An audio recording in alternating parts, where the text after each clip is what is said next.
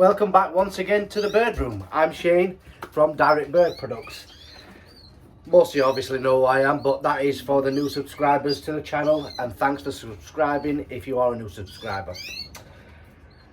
Well, today's episode is going to give you a rundown of the first round that we've had here in the Bird Room. And we'll talk about the birds that's going on to the second round now. We're well on the way with the second round, whether it's chicks in the nest or eggs in the nest for the second round. Some birds are still buggering about, but majority of the birds I'm happy with. Over the moon with the British birds. That is the main thing this year, to try and improve the British birds, the mules. But we'll see how they progress. I'll give you a look quickly at some of the young birds that we've got so far this year.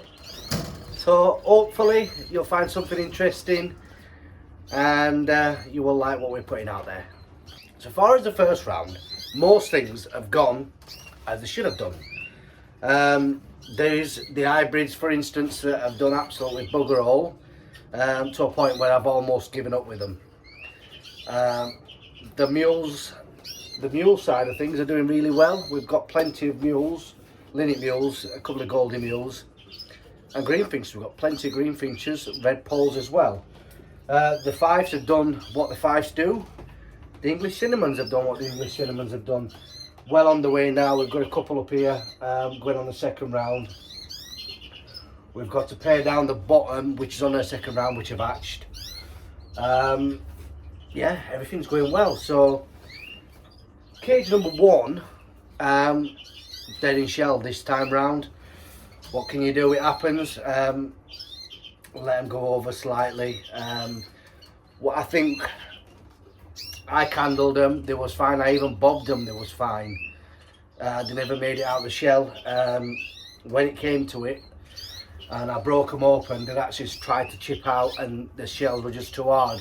And I put that down to obviously the calcium deficiency, or calcium, too much calcium. So, but it is what it is. Not dwelling on it. Get the second round going, or the third round in that instance there. Just get on with it. Redpolls are on the second round now. We've just got in cage number 12, just here. She's just hatched, 3 out. 1 mutation again in there. Either Cinnamon or Isabel, we'll see later on.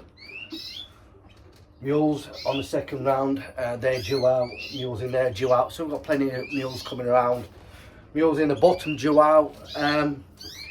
So what can you say? They're doing what they should do. So on to the Fifes. The Fifes, like I said, have done basically what they're meant to do, except for this pair still messing around. What has she got? She just laid again today. Same again. Absolute shittiest nest that there is. I think most of the nests this year have not impressed me. Sometimes you get nests that you think, wow, that's a lovely nest, but this year they've been bloody terrible. Don't know what's going on with them. Anyway, that's that. But yeah, most of these, except for this one's clear.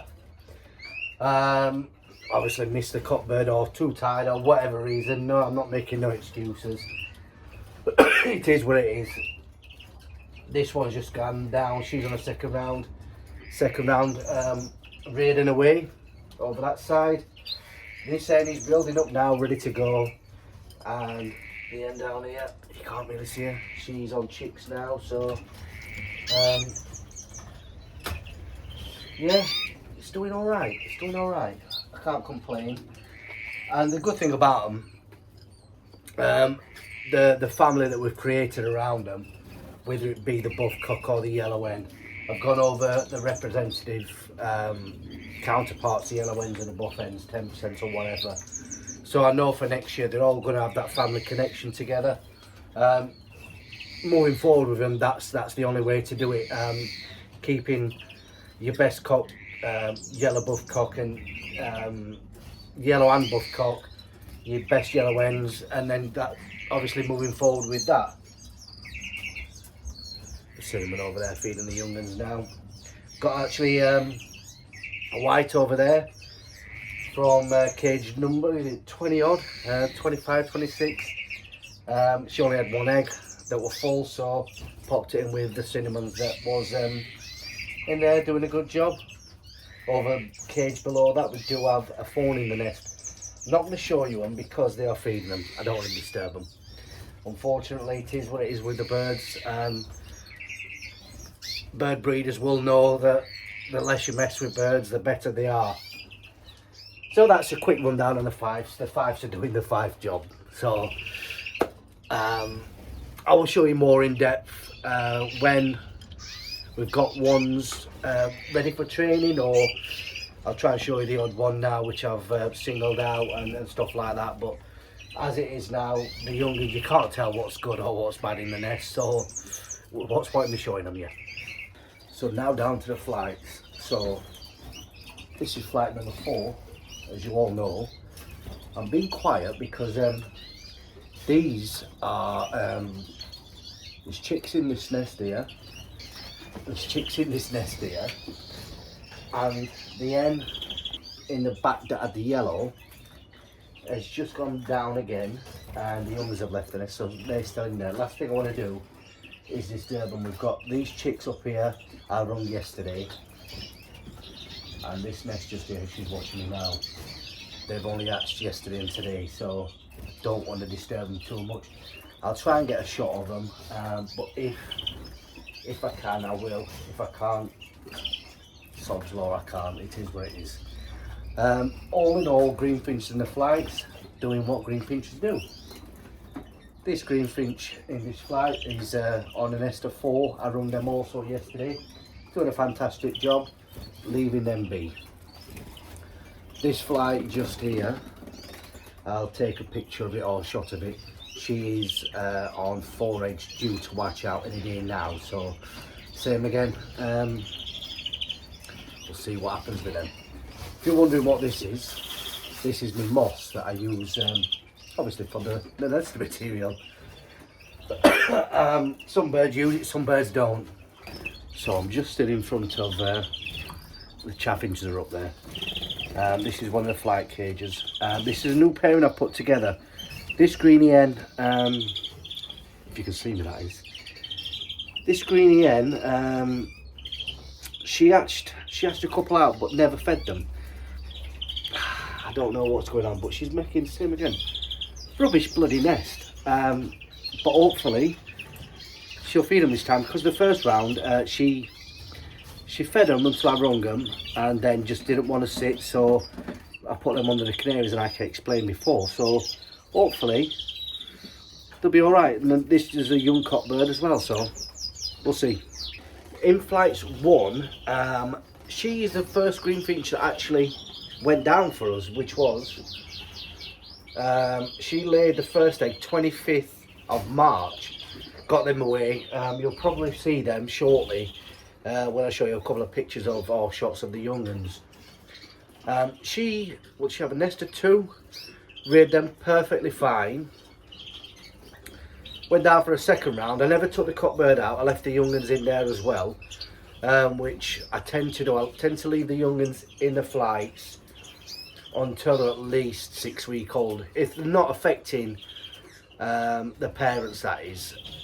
Just to get them a bit used to the surroundings. Last thing you want to do is stress, especially greenfinches, stress them out as soon as they're feeding on their own, and put them somewhere else and put a bit of shock into them. It can cause coccidiosis to come on, and obviously they go light and then you're losing them.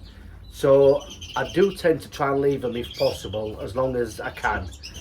But like I said, she went for a second round, we were completely clear, which is, like I said, it happens. Put them back down again, and she's on eggs now, which the 3rd of June she laid, so she'll be on 3 eggs now, I'd imagine. So we'll see what happens with them. In flight number 2 is actually a greeny hen that's not mine. The greeny hen I'm trying to breed for a friend of mine. Last year was terrible, she was terrible. This year she's equally as terrible. It's one that he bought in himself, and She had a couple of eggs, clear again, and it's not the cockbird, because the cockbird has fathered other birds that I've got in here anyway, so I know it's not him. He's done what he's meant to do. With other hens, she's just getting nothing out of her.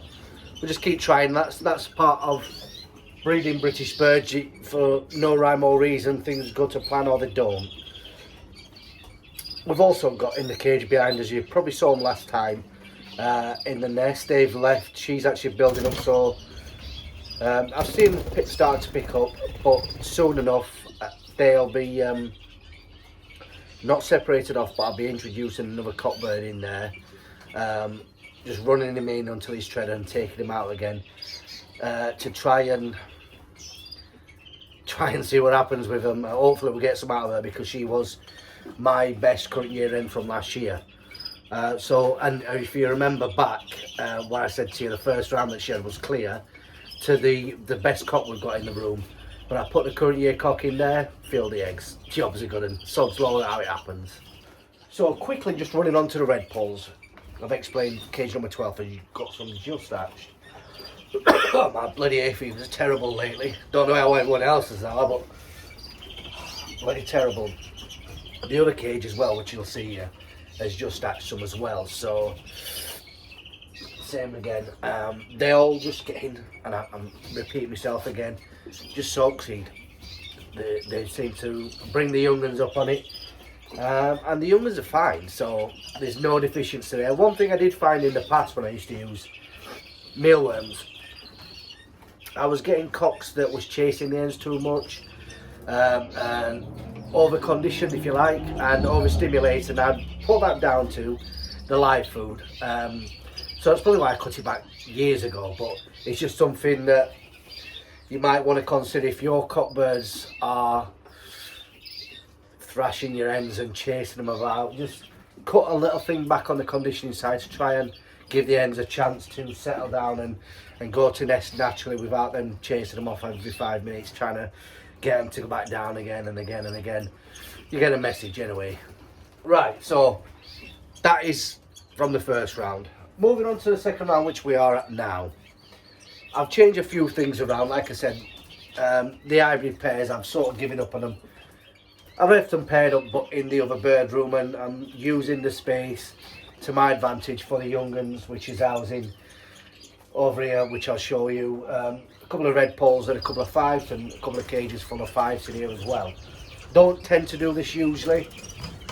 I tend to usually put the birds in the other shed to molt out all together, but because I've got some birds here from Jamie's, sort of run out of space, so it was like trying to juggle things around. But it is what it is. The birds are fine. The hybrids, if they do anything in there, they do anything in there. If they don't, nothing lost. Frustrating, but nothing lost. It is what it is with them. So here's a quick look at some of the young ones we've got away already. On the greenfinch side of things, I couldn't be happier. Even had to send off for more rings from the British Bird Council, which usually you order your rings and you think, yeah, I'll use all them. So this year I ordered less. Now I've had to order more. But on the greenfinch front, I mean, you viewers can't really see the colour on these or the type on them. I'm over the moon with them. As you'll see here now, there's a couple of cockbirds and an hen bird. This hen bird in particular that I've got here, she's out of one of my good hens as well, so hopefully she will do the job and see through them all. That's one of the main things. Getting them on baycocks monthly for 2 days does help me to keep them alive. So onto the mule side of things.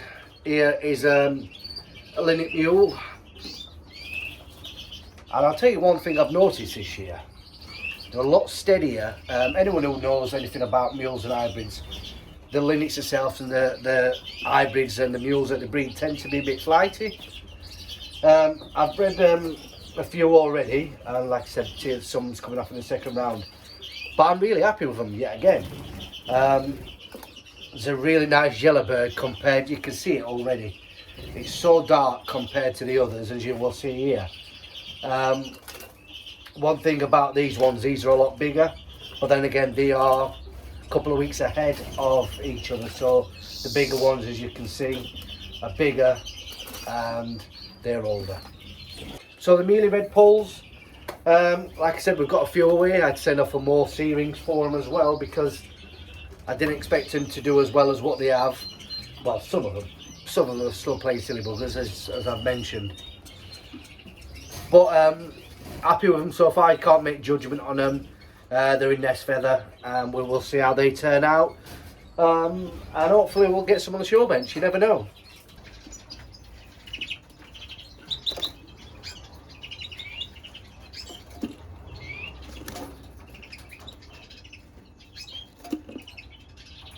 Now English cinnamons, and this is fast becoming a lot of you's main thing. There's a lot of interest in the old English cinnamons, and rightly so. Charming birds, like I said, I actually really do enjoy them, and got one, I will tell you, one in cage 18, she's so bloody vicious.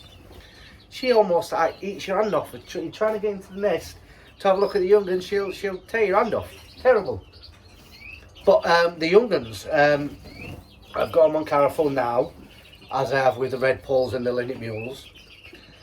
And they just started to take colour. I can just see it when I caught them up to show them in the show cage, you can see now. And I'm really happy with them. They've got a style that's not resembling a new colour. They've got a style that's not resembling a Norwich. They've got a mix. So they're bulky type birds, and they are big enough. I'm happy with them anyway, but what do I know? Right, unfortunately that's going to be it for today, because my nose is streaming like a tap. It is what it is with bloody hay fever. You take the tablets and try and think you've sorted it, but obviously not. So hopefully I've enjoyed this quick look around and some of the second round birds. And hopefully you guys are doing the same thing. You're having a good breeding season, or if you haven't at the beginning, hopefully it's picked up for you. So thanks for watching. If you have liked it, make sure you leave a thumbs up. It's good for me, at least then I can see that you're enjoying it. If you don't, just message me and tell me what you don't like about it. And if you aren't subscribed to the channel, please subscribe. We're getting well, we're getting there. I ain't got a target in mind, but it's the views. If people enjoy it and leave a thumbs up, I'm more than happy with that. Thanks for watching, and I will see you in the next one.